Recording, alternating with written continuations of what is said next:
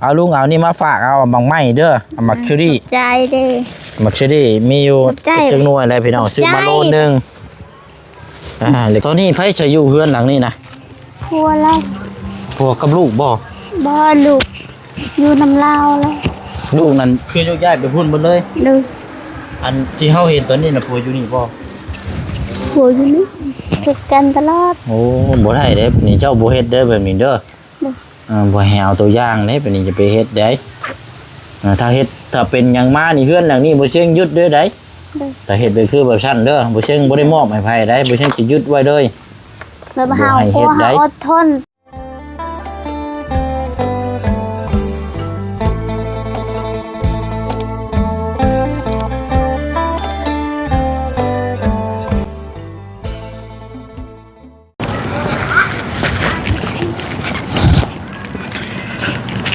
พี่น้องเนาะเปลี่ยนภาพเปลี่ยนมุมบรรยากาศมาเบิ่งจุดตั้งแต่เฮาติดตามเนาะเคสของทางน้องเจืองแล้วก็ทางน้องฮักน้องพี่น้องตั้งแต่อยู่ปุ๊กกระตูบแล้วก็น้องซ่าอะไรพี่น้องเนาะมื้อนี้โอ้เป็นนี่ใดเนาะเนี่ยพี่น้องทางน้องพลักกับจนว่าใหญ่จนสิเป็นบ้าวเลยเจ็บคอพี่น้องกินบักหมูซื้อหมังมูไปให้เขาเจ้าลายจะได้ซิมเบิ่งแล้วสุดท้ายบัดเจ้าของก็เจ็บคอบัดนี้โอ้ยขอโทษขออภัยหลายๆแล้วพี่น้องเด้อเนาะที่เสียงแบบมันบ่นี่ปานใดเนาะพี่น้องเนาะเจ็บคอใส่หยุดก่อนเฮ็ดเอาสบายดีทางปลาดุงก่อนเอาไปยังนะตะภาคไปยังจมูกนะละล่มละล่มว่าแล้วว่าอยู่นะว่าบ่อยู่อย่าลืมอย่าลื้อลาย100ทันแล้วเป็นบ้าวเด้นี่ตั้งแต่ติดตามตั้งแต่อยู่นี่แล้วพี่น้องไปย่างไปพุ่นก็ได้มองกระตูมเฮาเคยอยู่พุ่นก็ได้เนาะเปลี่ยนบรรยากาศพี่น้องมาเบิ่งย้อนอดีตให้พี่ให้น้องติดตามเบิ่งน้ำกันกินฮอดอยู่บ่เจ้ากะฮะบ่กินฮอดเลยว่าหรอกช่างว่าวแท้นี่เนาะเบิ่งเด้ออันเอาไปเชียงนี่ไม้นี่ล่ะวันนี้ฮึบทรงผมนี่บ่เปลี่ยนเลยทรงผมนี่เนาะเอาแบบนี้เลย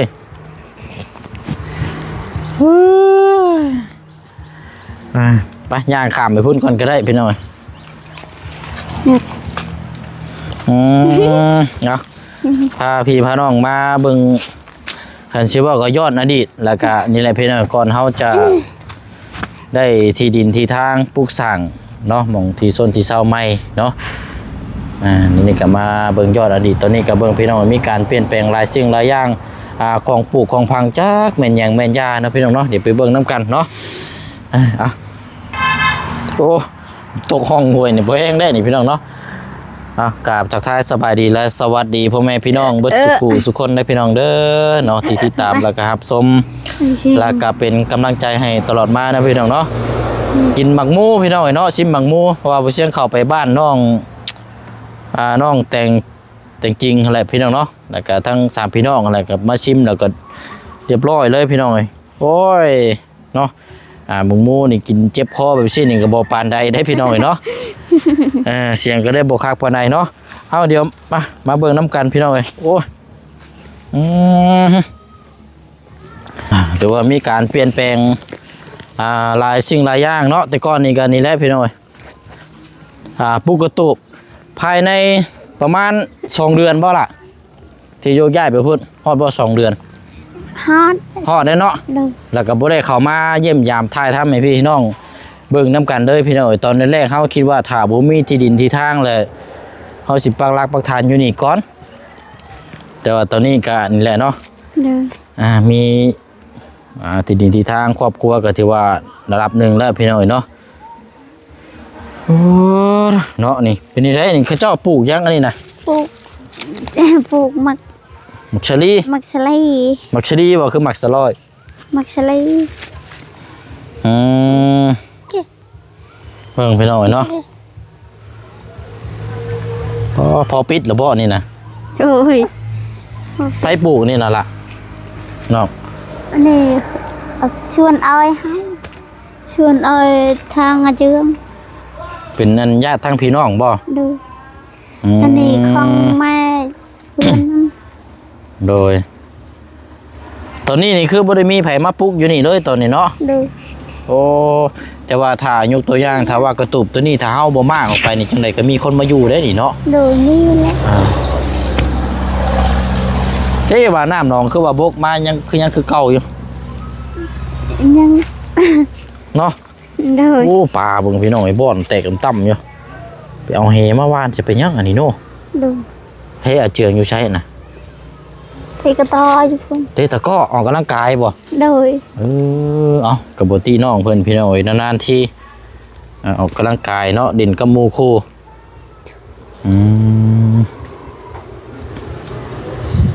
หวยเอาแฮว่านน้ำมันนี่บ่คักได้นี่เนาะ ดู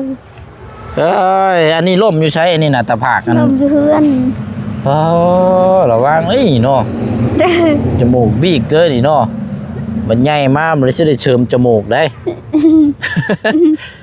บ่เอ้ยพอเราใหญ่ขึ้นมาหน้าตาก็เปลี่ยนไปเรื่อยๆเนาะอันนี้ก็ ดู บ่คือเก่าพี่น้องคึมแล้วก็แบบผมหายตลอดเลย หายบ่ เวลาหิวข้าวหิวน้ำนี่เราจมให้เจ้าอยู่บ่ ดู น้ เล อง ย พลัก หรือว่าเอาเนี่ยอยู่เนี่ยกินจริงใช่ไหมเราหายเจ้าอยู่บ่ หายอืม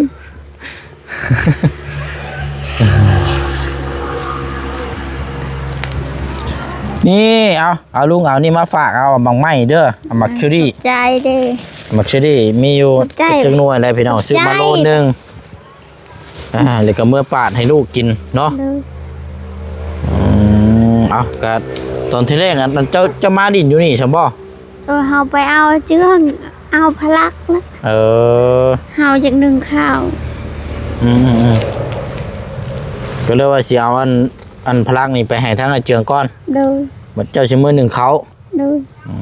บัดนี้แต่ว่าอันทางอันอ้ายมาก่อนก็เจ้าก็เลยกลับมาพี่ก่อนเนาะ ดู เมื่อใช้รถเข็นนั่นแหละเนาะ เด้ อยู่รถเข็นได้อยู่แล้วว่าเดี๋ยวนี้บ่งอแงบ่ เราจะปวด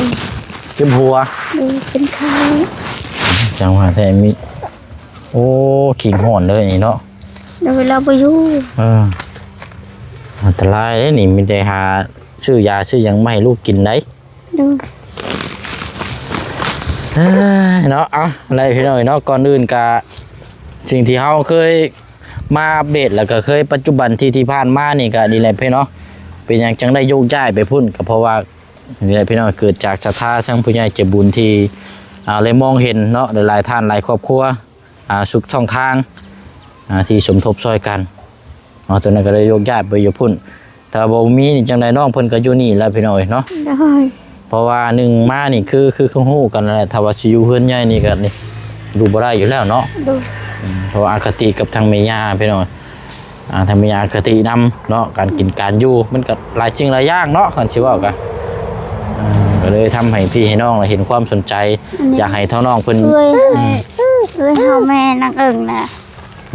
และถือไว้มือหันล่างได้ อะไรก็ มือหันล่างแล้ว แม่น้องเอิง ดู เอาเป็นยังอะนะ ผิดกันแล้วก็พัวแล้ว แม่น้องเอิงนี่ได้ ดู ผิดกันกับผัวใช่บ่ ดูเลิกกันแล้ว อ๋อไม่ช่างว่าแท้นี่พี่น้อง ดู แม่น้องเอิงที่เฮาฮู้ติดตามนี่ได้อันเพื่อนหลังนี่ได้ ดู ตอนนี้อันแม่น้องเอิงอยู่ใช้ซะตอนนี้นะ อยู่บนพ่อเล่า อยู่บ้านได้ก็ อยู่บ้านเฮานี่เฮือนอยู่ เอาแสดงว่าแม่เอิงน่ะเป็นคนบ้านผู้เดียวไม่เดียวใช่บ่ ดู อ๋อเพื่อนเราอยู่ฝากทางฝั่งนั้นบ่ล่ะ ดูพักทางนั้น อันเป็นนี่ได้ไหนคือพ่อฮู้อยู่บ่คือว่าเป็นนี่ได้คือได้เลิกลาพระจากกันนั่นนะ ชักแล้วฮู้ผิดกันกับเมียพัวเล่า แต่เฮิงนะบ่จังมือแล้วนี่ ประมาณ2 เดือน เอาคือว่าอันคือเห็นเราหาบหน่อไม้ยังขายอยู่หั่นล่ะ เราพายน้ำใหม่เรา แต่ว่าเราอยู่เฮือนพุ่นบ่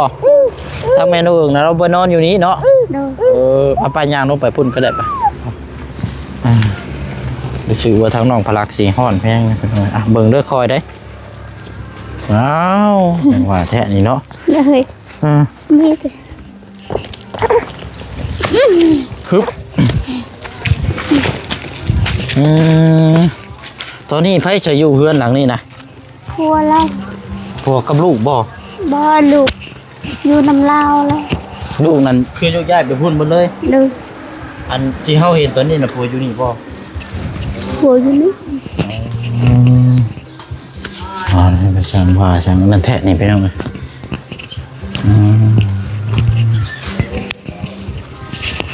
อันเราค่อยๆก็ได้เกิดจากสาเหตุหยังล่ะที่เป็นหยังกระเจ้าจังเลิกลากันเจ้าบ่ฮู้อยู่บ่ จักละฮู้ชาวฮู้ อาหารการกินบ่หรือว่าเป็นแบบใด หนาวบ่ฮู้ละ เพื่อนเราอยู่หม่องโชนได้เนาะถ้าแม่นน้องเอิงนะ นี่เฮือน หม่องติดกับเพื่อนน้องฮอลล่าบ่แถวนั้นบ่ บ่นี่เฮือนนี่ลังนี่ล่างตัดทาง เออเดี๋ยวๆไปใช้ยางมือเพื่อนเจ้าก่อนก็ได้ปะยางมือพ่วงคนก่อนพี่น้องอ๋อรู้สึกว่ามันโอ้ยนี่แหละพี่น้อยเนาะอาจจะพิษกันในเล็กน้อยๆมั้งเดี๋ยวก็กลับมาหากันบ้างป่ะ ดู เดี๋ยวก็มันนี่แหละพี่น้อยเพราะว่าพิษกันในเล็กน้อยๆต้องให้ใครกันคุยกันได้เนาะเป็นอะไรลูกฮะแค่นี้มันคือเย็นอยุคิงกันเนาะไปจะได้ยางมาเพื่อนเพื่อนก็ได้ไปเนาะเอาอะไรพี่น้องกลับมาพูดมาคุยกันอยู่พี่ก้อนพี่น้องเนาะเพราะว่ารู้สึกว่าอยู่เฮือนชาตินั่นมันจักแนวใดกินนี่เนาะมันกระมิงอยู่ ไม่ใช่ก็เลยให้ทั้งน้องคนกลับมาพี่ก้อนพี่น้องเลยเพราะว่าเสียงกันทางอันนี้เนาะทางผัวข้าเจ้าก็อยู่หัดแน่นะพี่น้องเลยมีอย่างแน่นอนได้เนาะคนเฮานี่เนาะเอาใช้รถเข็นพลักอยู่ใช้บัตรนี่เจ้าไปเอามีดมาก่อนก็ได้ไปเอามีดมาปอกให้ทั้งพลักกินก็ได้มังไม่นะ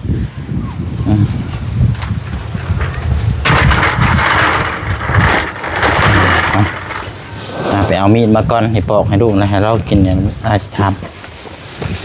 โอเคครับปึ๊บใช่โอ้ยจมูกแตกเลยบาดนี้เนาะนี่เอานี่เพื่อเชียวนี้ให้เราเด่นก่อน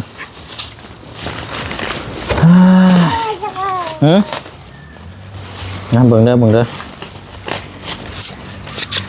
ก็เรื่องครอบครัวนี่อย่างสิเลยพี่น้อยเนาะมันบ่มีอย่างแน่นอนพี่น้อยเว้ายากถ้าว่ามันชื่อตรงแบบคือปากกาที่เขาขีดเกียนไว้นี่มันก็สิไข่อยู่พี่น้อยอันนี้มันหลุดจังนี่ได้อันนี้เอาจะเล่นนี่ลูกเอาป่านให้ลูกป่านให้เราจะเงียบนึงก็ได้เราเล่นก่อนพอได้กินพอมีแห้งตัวนี้นะอันแม่น้องเอิงนะบ่ได้อยู่เฮือนหลังนั้นแล้วเดี๋ยวนี้เนาะโอ้อยู่เฮือนพอแล้วอันว่าลูกในกระแม่นหอบเมื่ออยู่เฮือนทั้งพ่อกับแม่เพิ่นบ่เดี๋ยวนี้นะดูแม่หลับตายแล้วมีแต่พ่อแม่น่ะเสียแล้วเนาะทางแม่น้องเอิงเหลือแต่พ่อเนาะดู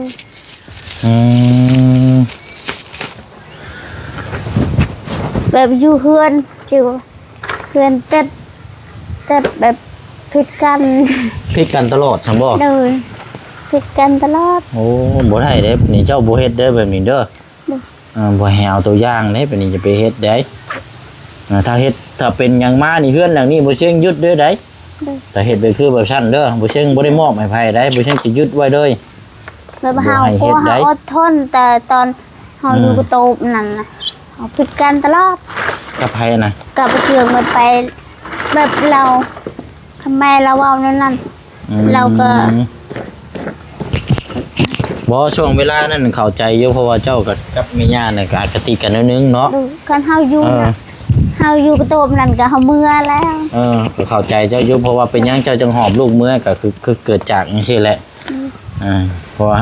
ถ้าจังใดก็คือถ้าเจ้าอยู่กระตูบอยู่หั่นก็มื้อใดมื้อนึงเจ้าก็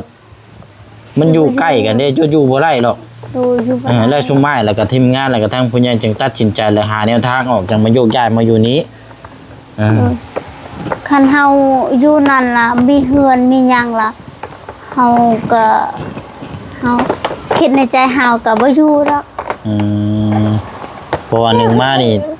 มันเรื่องเว้าสภาพจิตใจแล้วก็อันนี้เนาะ เด้อ มันยากไปหน่อยเว้ากับเรื่องผู้ใหญ่ใช่มั้ยเนาะ เด้อ นั่นแหละเนี่ยจังหวะโยกย้ายมาอยู่นี่ เราล่ะคือกันผิดกันกับผัวล่ะคำแม่ย่าบอกผัวเราแบบนั้นนี่ล่ะเราบ่อยู่เราบ่เมื่อดอก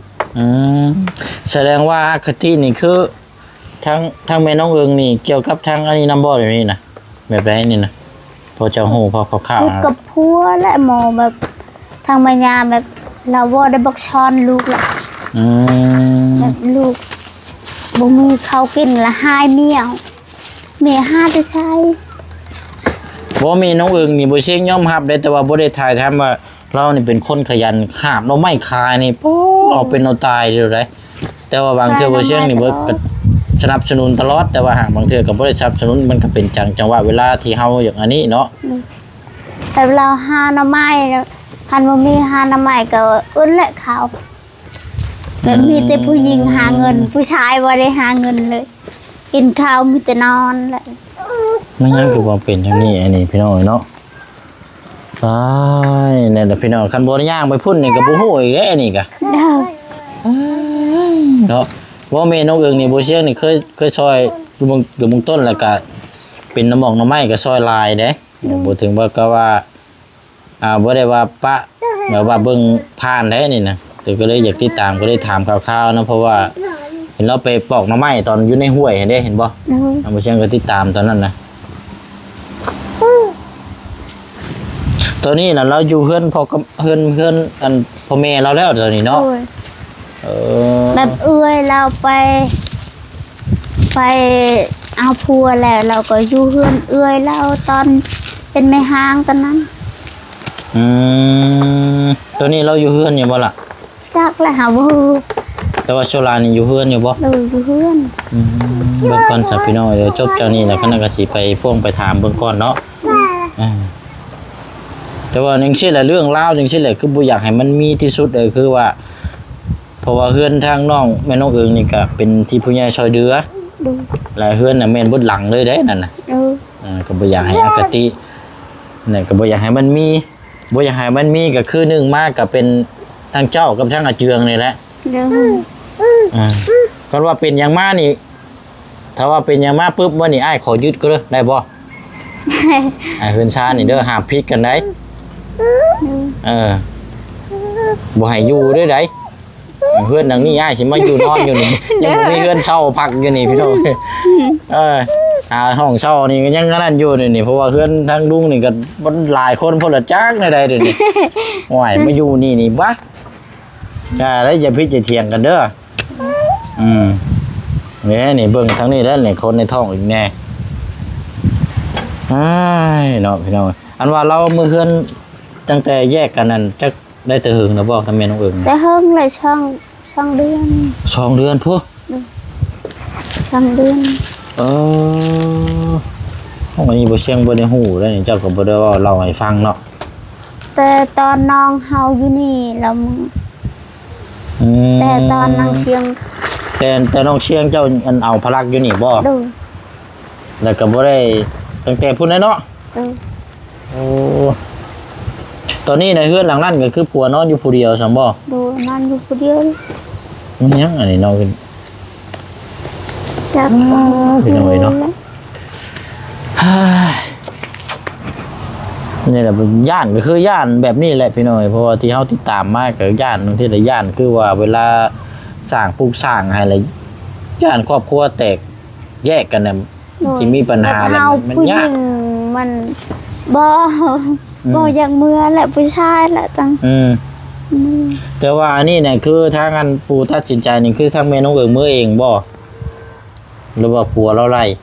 ตามที่เจ้าได้ยิน ผัวละลาย ผัวเราไล่เมื่อเอ้า เราบ่อยากเราอยู่เหือนเรา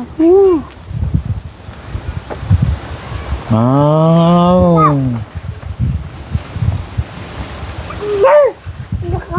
ใช่ใช่บ่ใช่เอามาอีกแม่เอามาให้ลูกอีกแม่มันหวานได้หมากอันนี่นะจะปอกแล้วก็เอาเปลือกออกอีกนี่มีใหญ่ก็ได้ครับมันมีประโยชน์มากนะหันตกเลยขีดกันเนาะเพื่อนเราติดกับเพื่อนในบ้านนั่นบ่แค่นั้นบ่ ใกล้ๆเพื่อนในบ้าน ใกล้ๆหันบ่ ดู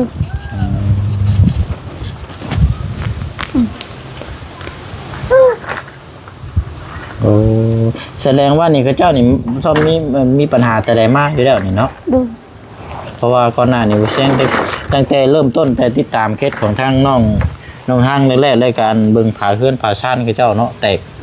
ลาผาพายได้ ติ พี่ ด น้ กั อน ง ตลอดเลย โอ้ เวลาอดทนเนี่ยเราก็ แสดงว่าแม่น้องเอิงนี่เป็นความคนอดทนเนาะที่ผ่านมา โด นี่ ยเราทนและพอกระเท่า อืม อ่ะ โอ้พี่น้องอันนี้บ่เชียงยังบ่ทันว่าทางด้านทางใดทั้งถูกเลยพี่น้องแต่ว่าเบิ่งอคติตามที่เฮาเคยเห็นมาหั่นนะ ดู ก็ได้เราประมาณนี้โอ้ยมาหลายทางน่ะเนาะเป็นนี่ได้นี่เลยแชมป์อยู่บ่ ให้ เอ้ยเนาะเอาทางน้องว่าเจืองพี่น้องเอ้ยเฮ็ดเวียกแน่แล้วก็ออกกำลังกายแน่โอ้ยแต่ว่าได้ยินข่าวบ่ค่อยดีปานใดเนาะเป็นยังไงไปเอามานั่งพี่ก่อนก็ได้ล่ะจักหน่อยนั่งนำกันแต่ว่ามันก็เป็นครอบครัวคนอื่นหรอกว่าปกติหรอกเนาะสบายดี เนาะเลยเอาเนาะ แค่นั้น ได้พาให้ทั้งพลักและอันนั้นพากันกินแล้วซื้อมาฝากเพราะว่าเด็กน้อยอยากให้มันกินบางไม้แน่มันจังอันนี้ กับไข่เด้อไข่ต้มเด้อคันไม่ชื่อให้ลูกกินต้มกินไข่ไก่มันจะมีประโยชน์หลาย ใคร บ่ได้ไปทางให้เนาะ โดย มื้อใดล่ะไป มืออื่น มื้ออื่น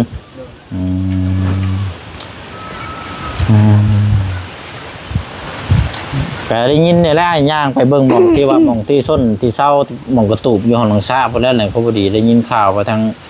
อันอ้ายเจ้ากับทางอันพี่สะใภ้แล้วเพิ่นเลิกลาจากกันบ่หรือว่ายังแค่ผิดกันปกติยันธรรมดาซื่อๆแม่น้องเอิงนะ เลิกแล้ว เลิกได้บ่เนี่ยนะเอ้า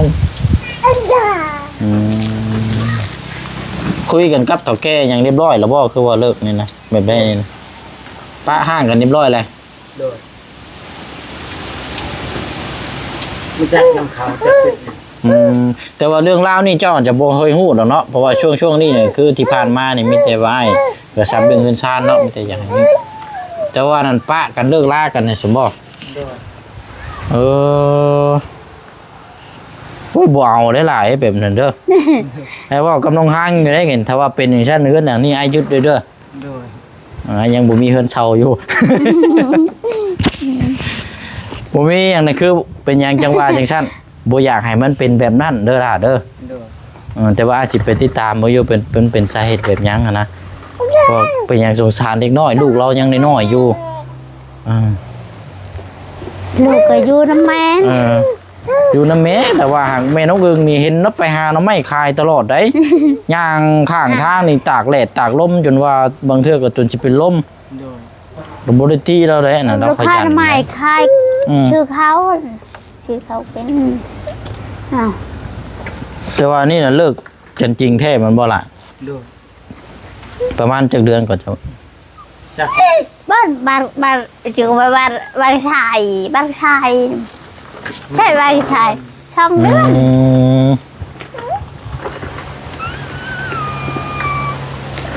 เป็นไข้ได้นี่ก็หายาให้ลูกกินเด้อนี่ก็เด้อ โดย นี่คือเรา ขี้ได้นี่เบิ่งแล้วนะ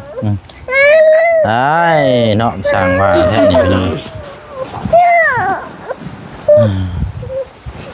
โอ้ยบ่เอาเลยแบบนี้อ้ายได้ยินไม่ใช่เนี่ย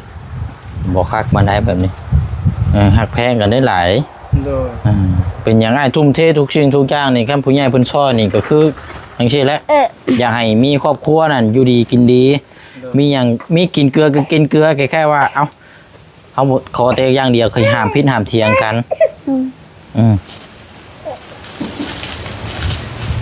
แต่ว่าคออย่างเดียวแหละพี่น้องย่านอย่างเดียวนั่นตัวย่อในอ้ายย่านมันผิดกันมานี่ ตัวย่อนี่เจ้าอาจจะหมายความถึงว่าคือตัวย่ออย่างเนาะ โดยยาก มีตัวเดียวหั่นแหละพี่น้องแต่ตอนนั้นมาตั้มมานี่เรียบร้อยเลยได้ตอนนั้นนะ โดย เพราะนั้นตอนนั้นน่ะห้ามเด็ดขาดเลยตอนนั้นน่ะว่าไอ้ถ่ายคลิปที่ผ่านมาก็เจอหลายแล้วนะก็ไปอยากให้มันอันนี้เนาะ โดย เอาความหักความแพงทั้งอ้ายแล้วก็ทั้งทีมงานมาให้แล้วก็ทั้งผู้ใหญ่ที่เพิ่นชดช่วย โดย อันนี้อ้ายเล่าให้ฟังเด้อบ่แม่นว่า อันนี้ได้อย่าให้เป็นหักแพงกันนั่นแหละเนาะ โดย แต่ว่าทางครอบครัวเขาเจ้ากับบ่ติเนาะถ้าว่าเฮาเชื่อในน้ำในบุญคือส่วนหรือว่าบุญกรรมกะบุญเขาเจ้าเป็นแนวนั้นก็คือทางน้องออนนั่นแหละน้องออนกะเราอยากเอาผัวเราออกมาบัดเราคิดแบบว่าอีกนิดนึงแบบว่าถ้าออกมาก็ยันผัวเราเป็นอีกคือเก่า โดย เราก็สิหอบลูกหอบเต้านี่เมื่อบ้านนี่คือเก่าบ่นี่มันเป็นแบบนี้ โดย ก็เลยว่ามันเป็นกรรมแหละก็เลยต้องอยู่ในหันก่อน โดย เพราะฉะนั้นเฮา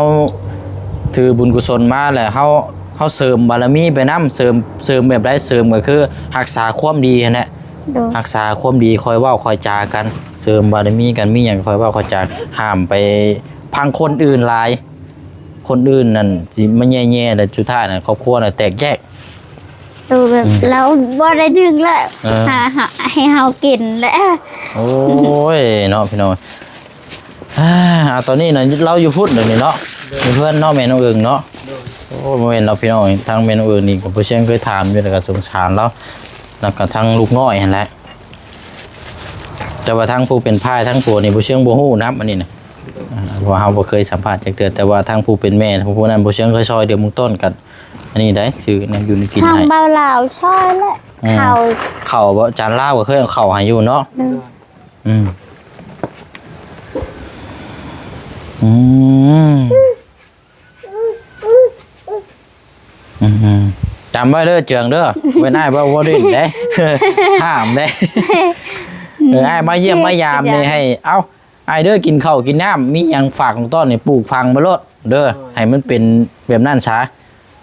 มายามใดเป็นเฮือนห้างมีแต่ยิงใหญ่แมงมุมนี่บ่ได้ได้แบบนั้นเอาได้เนาะ โดย โอ้ยพี่น้อยเอาเดี๋ยวสิไปเบื้องก้อนฉันเนาะเราอยู่เฮือนอยู่บ่ทางนั้นนะ จักแล้วบ่ฮู้ ส่วนหลายเรามาอยู่เฮือนอยู่บนน้องห้าง เป็นไรเราไปหาหน้ำไม้เราไปรับจ้าง มาช่วงตอนแรงนี่ได้ คืนตอนแรงนี่เรามึง เมื่ออยู่เนาะ ดู เอ้ยพี่น้อยถ้าว่าเป็นไปได้กับผิดพลาดเนี่ยก็กลับมาหาอยู่น้ำกันช้าเนาะมันจะได้เพราะว่าหนึ่งมากับครอบครัวเฮาสร้างได้ลูกครอบครัวลูกเต้าก็ใหญ่เบิดเลยเนาะจะไปเริ่มครอบครัวใหม่นี่มันก็โอ้ปกติเลยพี่น้อย ลูกเราสี่คนสี่คน ดูตั้ง4 คนพุ่นเนาะไปเป็นนี่ได้อันกินแล้วบ่หมากนี่นะ กินแล้ว เริ่มลื้อเริ่มใหญ่นี่แหละนี่จมูกแตกเลยนี่